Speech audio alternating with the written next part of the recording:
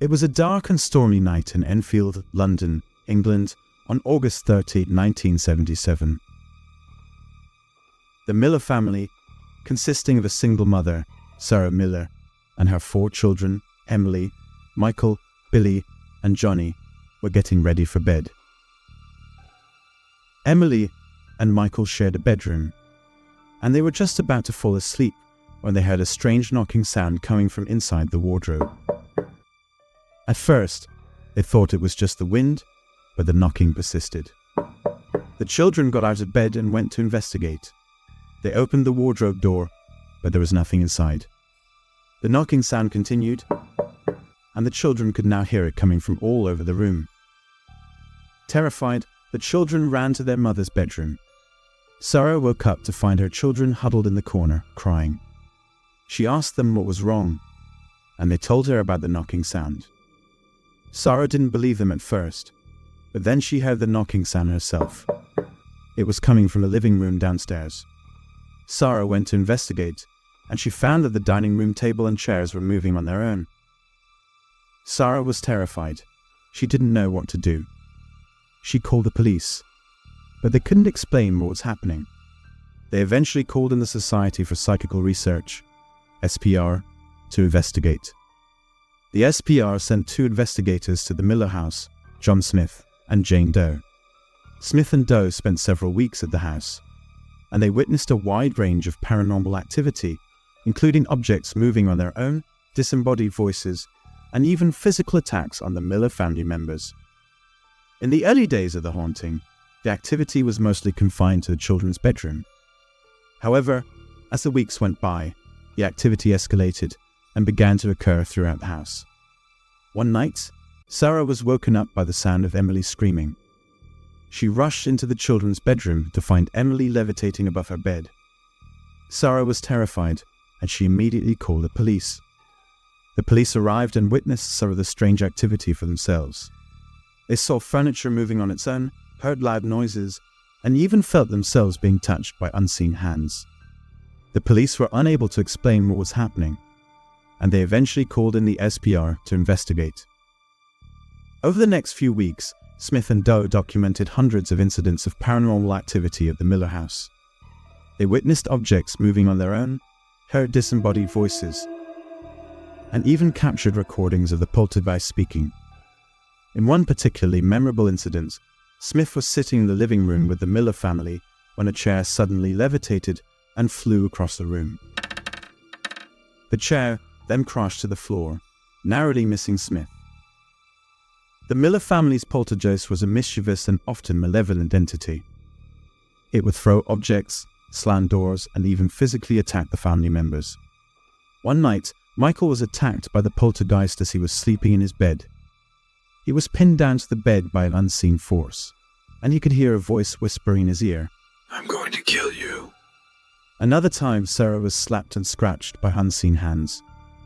She was so terrified that she had to be hospitalized.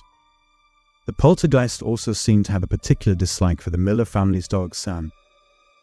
On one occasion, Sam was thrown down a flight of stairs by an unseen force. Smith and Doe spent several weeks at the Miller house, investigating the paranormal activity. They conducted interviews with the family members, took photographs and video footage, and even set up electronic monitoring equipment. Smith and Doe believed that the Enfield poltergeist was a genuine haunting. They theorized that the poltergeist was the spirit of a young boy who had died in the house many years ago. However, not everyone was convinced that the Enfield poltergeist was genuine. Some people believed that the Miller family was faking the activity for attention or money. Others believed that the activity could be explained by psychological factors. Despite the skepticism, Smith and Doe were convinced that the Enfield poltergeist was a real haunting. They published their findings in a book in 1979, titled The Enfield Poltergeist. The Enfield poltergeist continued to terrorize the Miller family for several months. The activity ranged from minor inconveniences, such as objects moving on their own and doors slamming, to more serious attacks, such as physical assaults and disembodied voices.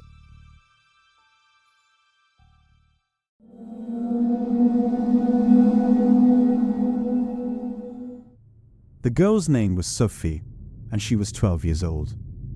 Her parents had gone out of town over the weekend for 1 month, and she was left home alone with her dog, Loki.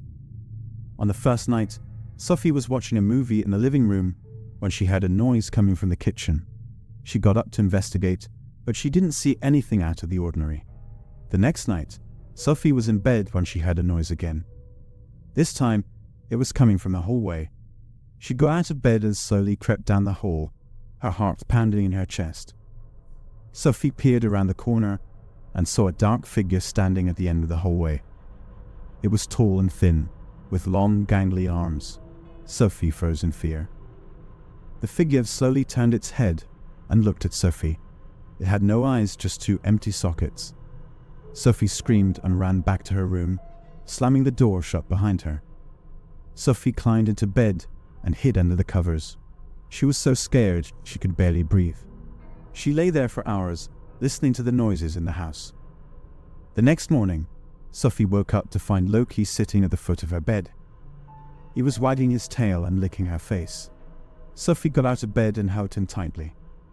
Sophie went downstairs to make breakfast, but she couldn't stop thinking about the figure she had seen the night before. She was too scared to go back to bed, so she decided to stay up all day. Sophie spent the day watching TV and playing with Loki. She tried to keep her mind off of what had happened, but she couldn't. As night fell, Sophie started to get scared again. She knew that the figure would be back. Sophie went to her room and locked the door. She climbed into bed and hid under the covers. She was so scared she could barely breathe. Sophie lay there for hours, listening to the noises in the house. She heard footsteps in the hallway. Then she heard the doorknob to her room start to turn. Sophie screamed and pulled the covers over her head. She waited for the figure to come into her room, but it didn't. After a few minutes, Sophie peeked out from under the covers. The doorknob was still turning, but the door wasn't opening. Sophie slowly got out of bed and walked over to the door. She pressed her ear against the door and listened. She heard the figure breathing on the other side of the door. It was a slow, heavy breath. Sophie backed away from the door and ran back to her bed. She hid under the covers and closed her eyes. Sophie lay there for hours, listening to the figure breathing on the other side of the door.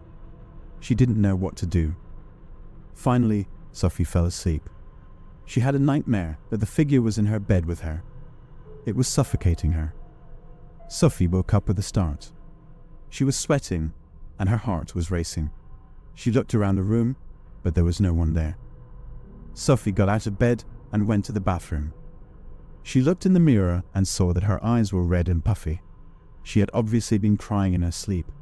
Sophie went back to her room and got dressed. She didn't know what to do. She was too scared to stay in the house, but she was also too scared to go outside.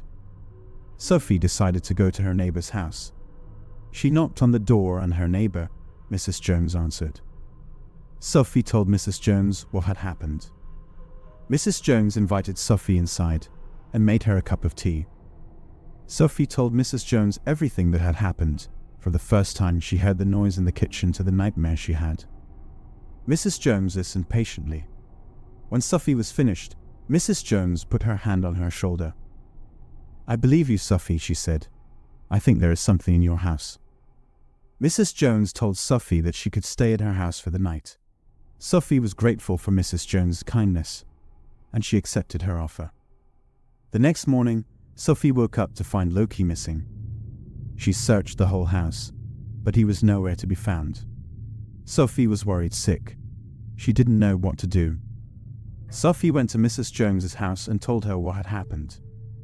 Mrs. Jones was just as worried as Sophie. She suggested that they call the police. The police came and searched the house, but they couldn't find any trace of Loki. They told Sophie that they would do everything they could to find him. Sophie stayed at Mrs. Jones's house for the rest of the weekend. She was so worried about Loki, she couldn't sleep or eat.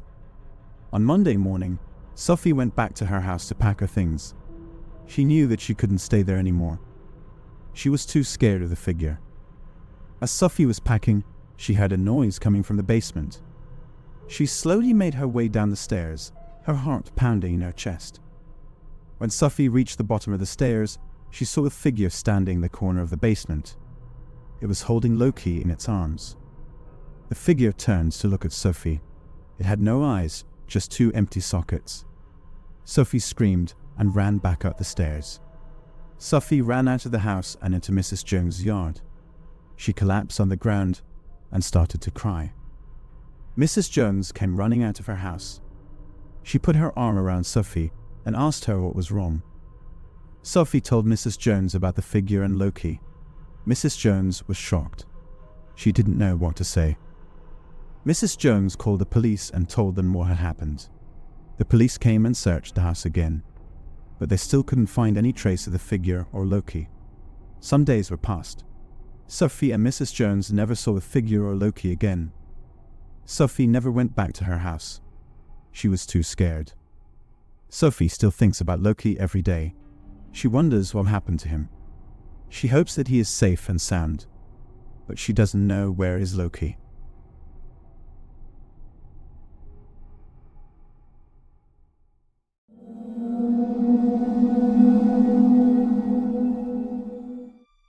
It was a chilly autumn evening, and Jake was making the long drive back home after visiting his family for the weekend. The winding country roads were dimly lit, and the trees that lined the sides cast eerie, elongated shadows that danced in the moonlight. The air was crisp, and the leaves rustled under his tires, creating an eerie symphony of nature. As he made his way through the isolated stretch of highway, he couldn't help but feel a sense of unease. Jake's headlights cut through the darkness, revealing the occasional deer darting across the road.